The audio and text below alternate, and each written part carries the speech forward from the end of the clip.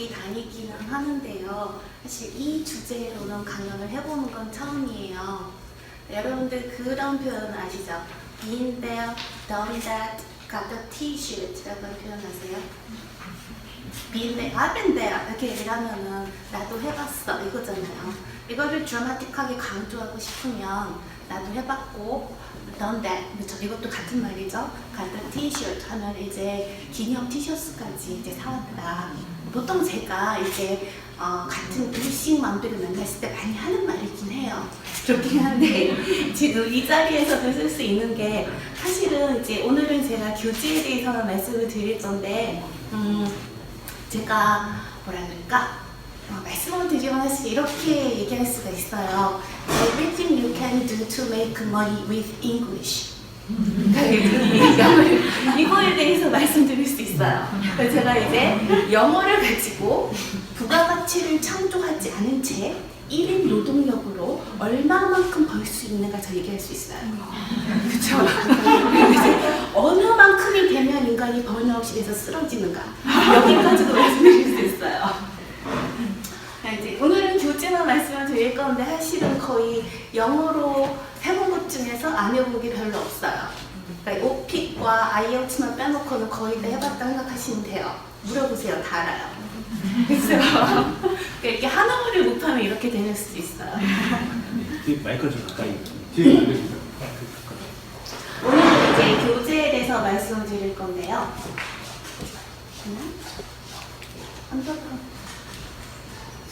네. 일단 이건 그냥 제가 쓴 교재들이 쭉 이름이 있는 거예요. 좀 더 자세히는 이제 뒤에 다시 말씀을 드릴게요. 이런 책, 이런 책, 이런 책, 이런 책이 있고요. 여기서 이제 그 외대 초등 영어 교사 연수 영어회화 교재 집필 이거는 250페이지를 한 달 동안 썼어요. 지도 교수님이 끔찍하게 무서우세요. 그리고 이런 게 가능해요. 그리고 이제 쓰다가 중단된 이제 프로젝트도 있고 다른 책들도 있어요. 보시면요. 네. 다시 제가 거꾸로 눌렀군요. 네. 이건 이제 역서예요. 더 이상 번역은 하지 않아요. 가장 피말리는 노동이에요. 권하지 않습니다. 왜냐하면 20년 전부터 지금까지 번역은 하나도 안 하고 있어요. 그리고 진입하기 너무나 힘들어요. 그래서 권하지 않아요. 저는 번역을 한다면 이런 쪽만 해요. 이제 두 가지 언어에 능통한 아이로 키우기 이거 원서가 바이링구얼 액트예요. 비전문가들을 위해서 세계적으로 유명한 앨리스 마키라고 하는 바이링구얼리즘 가장 유명한 사람이 쓴 교재거든요. 요 정도 번역은 지금도 해요. 전문 분야니까, 전공 분야니까 하는데 그 외에는 하지 않아요. 이제는요. 다음에요. 그리고 이제 동화책도 이제 몇십 권씩 옛날에 했었어요. 네. 그리고 이제 기타, 이거는 이제 제가 이력서에 잘 안 쓰는데 등등등등 이런 걸 다 포함하면 지금까지 단행 보면 65권을 했어요. 그래서 사람들이 이런 얘기를 하면 떼돈을 벌었느냐 이렇게 물어보는데 아니에요. 이제 럼프성으로도 B2B로 이렇게 넘겨버린 것들이 있어가지고 그렇지 않아요. 자, 일단 데뷔작은 2006년 12월이었고 스타일 앵귀시라고 하는 책이에요. 이게 제 데뷔작이고 이거는 12쇄를 찍었어요. 그리고 이게 이제 2편이고 스타일 잉글리시 1앤 2는 2007년도에 EBS 랭의 동영상 교재로 들어가서 그때 이제 제작이 됐을 때 되게 인기 많았었어요. 그래서 계속 1위 강자랑 했었는데 이 동영상을 제가 못 찍었거든요. 그래서 그때는 그러니까 제가 이게 13kg를 뺀 거예요. 그리고 사실은 상한검도 했어요. 왜냐하면 동영상 강좌를 나한테 안 주더라고요. 문제도 다 해줘. 왜 이렇게까지 하죠? 왜 이렇게까지 하지 아시겠죠? 그렇죠? 다음에요. 그 다음에 이제 이 1&2 이거 1&2는 사실 EBS 랭의 동영상 교재로도 들어갔고 대만에도 수출됐고 앱으로 만들어져서 2013년도에는 일본 외국어 앱 부분에서 1위를 했어요. 근데 이제 나름 이거 12세 찍었으면 베스트셀러 작가인데 아무도 몰라요. 저는 이제 제 책을 읽어본 독자를 만나본 적이 없는데 이걸 이제 감수한 원어민 친구는 호주로 돌아갔거든요. 거기서 이 책을 읽은 대학생을 만났다 그러더라고요. 그래서 지구의 반대편에서 너는 만났는데 왜 나는 아무도 못 만났냐 이런 얘기까지 한 적이 있었어요. 다음에 이제 박스잉글시라고 하는 책인데 저는 솔직히 이 컨텐츠가 가장 좋다고 생각을 하는데 이거는 이제 대만에 수출됐고요. 이 컨텐츠는 사실은 많은 MD들이나 편집자들이 좋다고 얘기를 했었는데 잘 안 팔린 이유가 뭐냐면 이 책의 판형이 되게 불편해요. 그런 게 있어요. 그리고 또 하나가 뭐냐면 어학책이 나오기에 가장 좋은 달이 있어요. 언제일까요? 가장 많이 팔리는 달은 12월이에요. 이제 방학을 하면 그렇죠? 이제 또 새해가 다가오니까 영어 공부를 해보자. 다들 이렇게 생각을 하는 거예요. 그리고 난 다음에 그 다음으로 많이 팔리는 달은 언제일까요? 3월, 4월. 요때예요. 3월, 4월. 요게 지금 5월 달에 나왔어요. 그래서 어학교재들은 딱 보면요. 5월 달에 나오면 안 돼요. 나오면 안 되는 달들이 있어요. 보면요. 그래서 왕관직자랑 얘기를 할 때에도 내 책의 출간은 어느 때로 해달라 이런 걸 조정을 하기도 하거든요. 그런 게 있고 그리고 이제 대형 그 출판사랑 책을 쓸 때와 그리고 소형 출판사랑 책을 쓸 때가 조금 달라요. 저는 이제 처음 데뷔를 어떻게 하다 보니까 대형에서 하긴 했어요. 21세기 북스에서만 이제 6권, 7권을 하긴 했는데 이런 데는 인세를 그러니까 별로 안 줘요. 대신 마케팅비를 자기들이 많이 책정을 해주는데 이런 대형 출판사들 같은 경우에는 마케팅 정책이 굉장히 잔인해요. 그래서 일주일 단위로 자기네 책이 쭉 나오잖아요. 그러면 이제 한 2주인가를 띄워봐요. 그리고 안 뜨면 죽여요. 이런 정책이 있기 때문에 2주 안에 떠야 되는 거예요. 무슨 소를 써서라도. 그래서 2주 안에 못 뜨면 죽는 거예요. 그러니까 이런 것들을 막 계산을 하셔야 돼요. 그러니까 큰 출판사는. 작은 출판사는 인세는 많이 줘요. 인세 퍼센티지는 올라가나 마케팅력이 딸려요. 그렇죠. 그러니까 선택은 이제 그쪽에서 하시면 돼요. 보통 이 작은 출판사에서 쓰면은 10%에서 14까지 주거든요. 그럼 이제 그 계약을 가지고 마케팅력이 딸리는 곳에서 낼 것인가, 아니면은 이 큰 곳에서 이제 인세를 조금 받고 대신 많이 팔아줄 수 있는 곳에서 쓸 것인가. 근데 처음에 책을 쓸 때는 그냥 쓰기만 해주세요. 이렇게 되죠, 그렇죠? 저도 그래서 처음에 이제 계약을 굉장히 불리하게 한 케이스인데 어쩔 수가 없겠죠, 그렇죠? 다음에요. 자, 이거 뭐죠? 이게 이제 대만으로 수출된 그 표지들이에요. 네.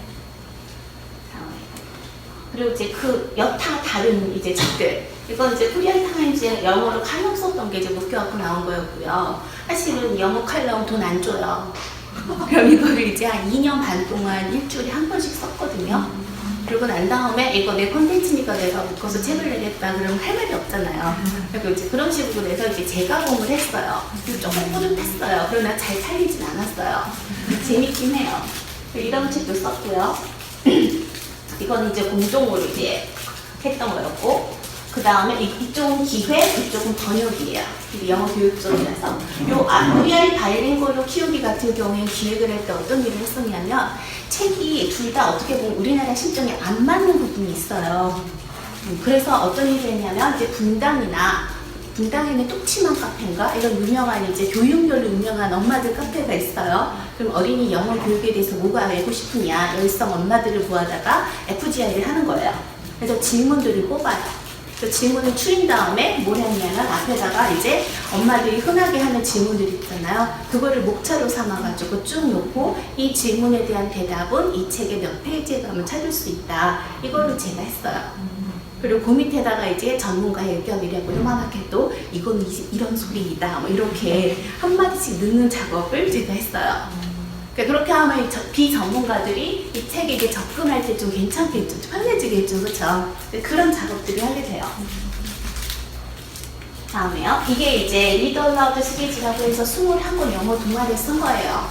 처음에는 저한테 이제 원어민들이 섭외를 해서 원어민들한테 쓰게 하고 저보고는 이제 그걸 한국말로 번역하고 이제 가공하기만 하라고 했었어요. 근데 문제는 원어민들이 동화를 못 쓰더라고요. 결국은 내가 쓰고 그 사람들이 감수를 했어요. 그러니까 어린이 눈높이를 모르는 거예요. 사실 어린이 영어가 제가 어린이 영어 강사들 트레이닝도 하는데 굉장히 쉽지 않거든요. 그쵸? 굉장히 어렵죠. 근데 이제 국제영어대학원 대학교는 워낙 교육을 잘하는 곳이니까 많이 알 거라고 생각을 하고 제가 질문 하나씩 던지면 대답이 나올까요? 뭘까요? 어린이 토들러용 일기책 있잖아요. 나는 할 수 있어요. 이런 거 있죠. 그것 중에 제목이 My Do It 이라고 하는 거 있어요. 보신 적 있으세요? My Do It. I do it이 아니에요. My do it이에요. 네. 왜 그런지 아세요? 네. 어린이 영어 안 들으시나요? my가 먼저 나와요. 바로 이제 아이들이 스피킹이 나오는 순서상 my가 먼저 나오고 그 다음에 I가 나와서 아이를 키워보신 어머니들은 아마 아실 거예요. 한국어로도요 나가 안 나와요. 굉장히 한참 있다가 나와요. 한 5살 돼야 나올 거예요. 그쵸? 그러니까 나라 일컫지 못하는 단계가 있어요.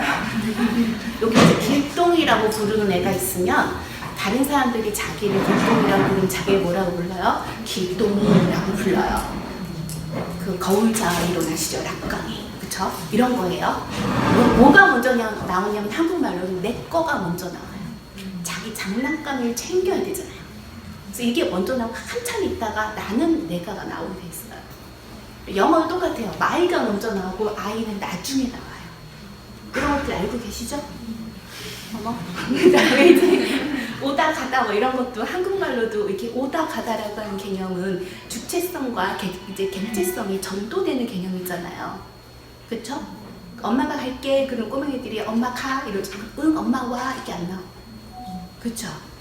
그럼 요것도 헷갈린 애들한테 영어로 come 하고 go가 다른데 가르치면 괜찮을까요? 가르쳐도 될까요? 요 개념, 상대성, 주체성이 전복되는 요 개념이 완성되는 때가 언제죠? 어린이 영어는 이거 알아야 되거든요. 네, 수업 시간에 한번 물어보세요. 이제 한번 궁금해하시고 알아보셔야 돼요. 이거 아동 발달 단계랑 되게 관계가 깊어요. 네. 내가 어린이 영어책을 써야겠다. 그럼 반드시 알아야 하는 어떤 것들이 있다는 이제 뜻으로 말씀을 드리는 거예요.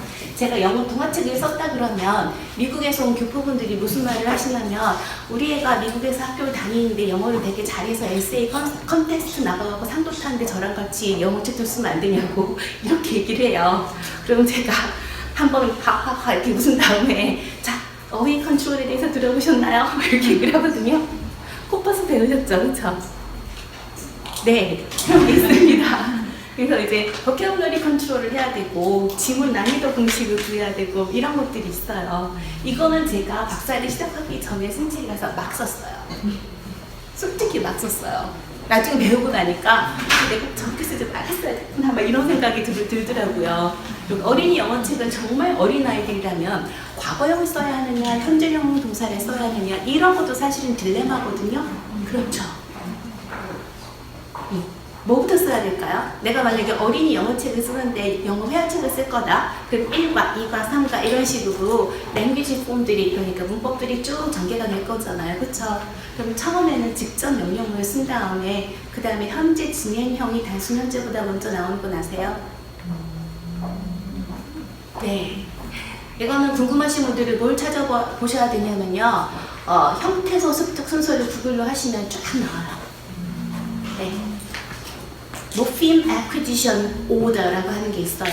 그걸 구글링으로 찾아보시면 쭉 나오는데 이게 어떻게 보면 그러니까 그 모국어로 영어를 배우는 아이들이나 아니면은 외국어로 영어를 배우는 사람한테 다 공통적으로 드러나는 습득 순서예요. 그럼 외국에서 발간된 그 영어책들 있잖아요. 그럼 요새는 보면 1과 2과 3과에 어떤 랭귀지 폼들을 쓰였는지 앞에 목차에 보면 다 나오죠. 그렇죠? 이 순서가 그것과 정확하게 일치해요.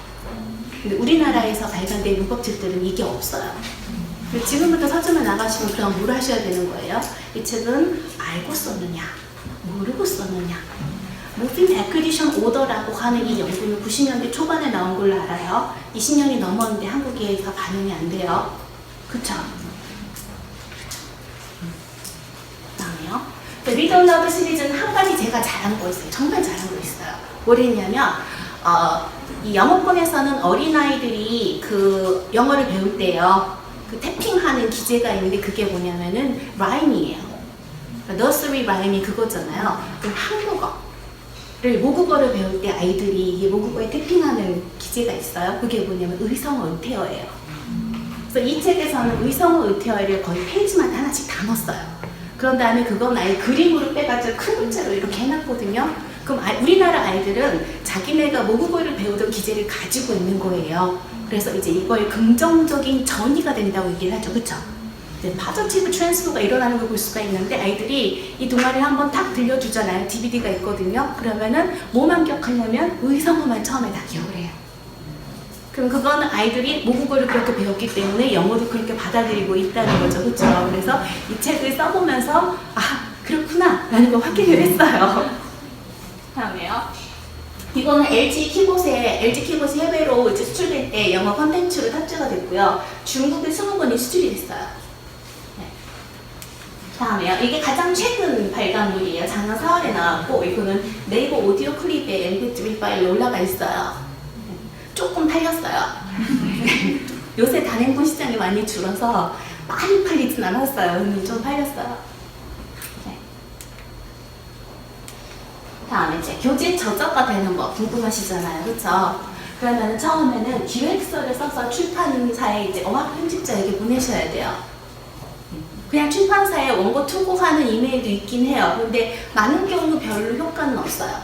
사실 어학 편집자를 직접 아는 게 가장 좋아요. 그리고 초짜인 이제 그 저자 같은 경우에는 원고 한 편을 다 써서 어학 편집자한테 보내는 게 가장 좋아요. 근데 문제는 뭐냐, 거절당하면 한 권치 노력이 다 날아가는 거잖아요. 그쵸? 그러니까 굉장히 힘들죠. 그러나 이제 어학 편집자들이 저자들을 어디서 발굴하느냐 이런 거를 이제 이렇게 옆에 살펴보면 주로 유명 강사들이라고 영어를 잘하는 건 아니고 교재를 잘 쓰는 것도 아니에요. 제가 이제 유명 강사, 예를 들면 YBM 종로학원의 영어회화 전타임 마감 강사가 저랑 같은 출판사에서 책을 낸 적이 있는데 같은 출판사라서 제가 인터넷에서 디스하진 않았어요. 편집자에게 알려줬을 뿐인데 영어가 다 틀리더라고요. 근데 그런 일들이 있어요. 몇 번을 봤기 때문에 그래요. 그리고 이제 어학의 백그라운드가 있는 사람이 사실은 들어가야 돼요. 왜냐면 그 저자가 가지고 있는 상품성들이 있어야 되거든요. 그렇죠? 그리고 이제 의외성이 상품성이 되는 사람들도 있어요. 예를 들면 스포츠 코치 출신도 영어를 한다. 박코치, 소리 영어 이런 거. 그 다음에 고졸도 하는 영어, 시원스쿨. 그쵸? 이런 사람들이 어떤 의외성이, 그쪽에 고졸도 하는 영어를 당신이 못하겠어? 이런 식으로 하면 사람들한테 먹히는 거예요. 이런 상품성을 어떻게 보면 더 좋아해요. 제대로 배워서 내가 제대로 알고 있다라는 거를, 제가 사실 티칭 경력 되게 오래됐잖아요. 94년도부터 토익 가르쳤거든요. 토익 1세대 강사예요. 김대균 씨 토익 컨텐츠를 개발해주는 컨텐츠 그룹부터 교재 개발 시작했어요. 2000년 초에. 이아 아시아 코리아라고 있었고, 과일 시리즈, 토익 시리즈를 처음 만드는 그 컨텐츠 회사예요. 토마토 이전에 텐조린이라고 있었어요. 줄줄 나오고, 제가 줄줄 나와서 그랬잖아요. 텐저린 토익이 처음에 과일 시리즈의 CEO고 그 다음에 토마토나 이런 것들이 나온 거예요. 먼저 교재 컨텐츠 개발 회사에 있었거든요. 거기서부터 이제 이쪽을 들어와가지고 나중에 기획서 쓰고 들어온 거죠. 그래서 저는 이제 운때가 좋았던 거예요. 이제 왜 제가 발굴이 됐냐면 제 어학기획서에 어학사에 그냥 제가 이력서를 팍 보내버리긴 했어요. 왜 보내는지 모르겠어요. 근데 이 21세기 같은 경우에는 어학 단행본 팀이 없었어요. 토익만 있었어요. 모질게 토익만 있었고 어학 단행본을 이제 내볼까 하고 있는데 제가 기획서를 짠 하고 보낸 거였거든요. 근데 솔직히 저를 섭외한 이유는 만만해서 섭외를 한 거예요. 딱 대놓고 어학 편집자들이 그렇게 얘기를 하더라고요. 제가 기획서를 보냈을 때에도 인천대학교의 초빙 교수였거든요. 그래서 교수들이랑 작업하는 거 싫대요. 타협을 안 해준다. 시장에 내보내기 위해서 뭘 고쳐주세요 이런 요구들을 하는데 안 해준다고 싫다는 거예요. 그래서 사공이 많으면 배가 산으로 간다고 이러면서 별로 안 좋아하는데 저는 만만하잖아요. 그런 이유도 있었고, 또 하나가 이제 뭔가 컨텐츠를 개발해본 경험이 있고, 그리고 이제 저는 제가 잘하는 게 뭐냐면 한국어를 이렇게 좀 맛깔나게 쓰는 게 있어요. 그래서 이 스토리를 기획하는 능력 이런 게 있고, 그거를 한국말로 옮길 때 이렇게 좀 맛깔나게 옮긴 이런 능력들이 좀 있어요. 사실 스타일링 글씨 같은 경우에는 전체 하나의 스토리가 쭉 이어지거든요. 그러면 이제 그 교재를 쓰고 스토커도 붙은 적이 있었는데 왜 그런지는 모르겠고 사람들이 꼭 뭘 물어보냐면, 그래서 주인공은 어느 남자와 이어지는 건가요? 뭐 이런 걸 물어봐요. 그러면 저는 이건 영어 교재입니다. 그거는 중요하지 않습니다. 이렇게 얘기를 해도 그 스토리를 따라오더라고요, 사람들이요. 그런 사람들이 있었어요. 네. 그 다음에 이제 조금 더 할게요. 기획서를 쓰실 때 그 어학 편집자들이 할 때는요, 사실은 처음에 이렇게 하셔야 돼요. 시장을 영역별 분야별로 세그먼트화를 하신 다음에 내가 만약에 스피킹 쪽에 있는 교재를 쓸 거다. 그러면은 이 한 분야를 정하고 벤치마킹할 유사 도서를 정하셔야 돼요. 그래서 유사 도서에 대한 그 분석을요, A4 용지 최소한 한두 장 정도로 두 번 정도 하셔야 돼요. 그런 다음에요, 타겟 그룹을 정하셔서 어린이냐, 중고생이냐, 대학생, 일반이냐 쭉 이렇게 나오잖아요. 영어 회화책을 가장 많이 사는 독자는 누굴까요? 영어 회화책. 20대, 30대 여성이에요. 그래서 제가 처음에 책을 쓸 때에도 20대 중반의 여성을 주인공으로 삼은 이유가 그거거든요. 이 30대 여성이 영어 회화책을 가장 많이 사요. 그럼 이런 그 시장 조사를 하고 들어가는 거거든요. 다음에 기획서를 쓰실 때에는 이에서 찾은 시장의 유사 도서를 분석을 해서 이들의 전략과 갭이 무엇인지 분석을 하셔야 돼요. 그런 다음에 이 갭을 어떻게 공략할 것인지, 니쉬 마켓이 있잖아요. 그쵸? 어떤 것을 다루고 있지 않다, 이런 거를 한번 발굴을 하신 다음에 나는 이 갭을 새로운 테크닉이나 접근법 무엇을 써가지고 어떻게 가능할 것인가, 이거를 적어서 가장 어려운 건 사실은 이거예요. 이건 스코프 앤 시퀀스 만든 거거든요. 다음에 이제 문진에서 60권짜리 유치원 도서를 쓸 때는 제대로 배운 다음에 했잖아요. 그래서 스코프 앤 시퀀스를 쭉 만들었어요. 아예 그 유치원 누리 과정 있죠. 그거를 유아교육학 박사도 유치원 원장 10년 이상 한 분을 초빙을 해가지고 영역별로 쫙 다 만들었었어요. 그래서 여기서 나오는 에어리어 오브 컨텐츠는요, 좀 사회생활 뭐 이런 거 있거든요. 그 영역별로 만든 거고, 그 다음에 펑션, 폼은 랭귀지 폼이죠. vocabulary하고 저기 number of words라고 해서 총 단어 수가 나오는데, 총 단어 수보다 더 중요한 게 number of head words인 거 아시죠? graded readers 나가서 보시면 뒤에 head word 수가 요새 나와 있거든요. head word가 뭔지 배우셨어요? head word는 뭐냐면요, 한 책에 총 단어 수가 있죠, 그렇죠? 반복되는 단어 수라고 생각을 하시면 돼요. 그럼 같은 단어가 여러 번 반복되면 난이도가 떨어지죠. 그렇잖아요. 쉬운 책들은 그렇잖아요. 그리고 이제 지문 난이도를 구하는 공식이 있어요. 한 5개 정도 있는 걸로 알고 있는데, 음절수 곱하기 모 곱하기 한 다음에 뭘로 나누는 거거든요. 해봤는데 너무 쉬운 책은 이렇게 안 맞더라고요. 해봤었어요. 지문 난이도 공식이라는 게 존재를 해요. 그리고 이제 어휘 통제는 코퍼스 가지고 하시는 거 아시죠?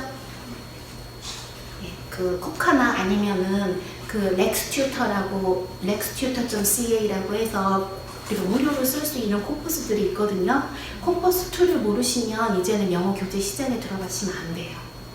배운 사람들은 내가 배운 사람답게 영어 교재를 쓰겠다라고 하시면 코퍼스를 다룰 줄 알고 가셔야 돼요. 국제영어대학원 대학교에서 코퍼스 워크숍 하던데요. 그쵸? 꼭 익혀가지고 가세요. 그랬죠? 만약에 교재 시장에 나갈 거다 이런 생각 하시면요. 네.